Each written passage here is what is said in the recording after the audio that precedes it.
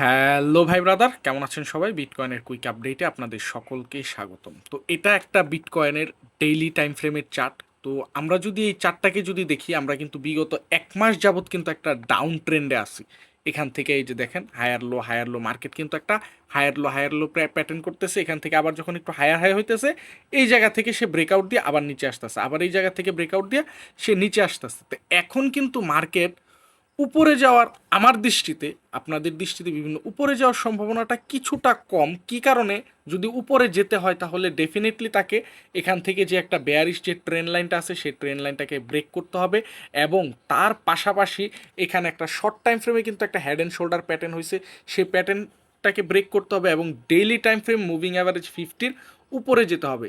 এখন কিন্তু মানে চতুর্দিক দিয়ে যদি আমরা হিসাব করি, মার্কেট একটা হয়তোবা সবাই এখন বুলিশ বুলিশ, কিন্তু বাস্তবে আসলেই একটা বেয়ারিশ পর্যায়ে আছে।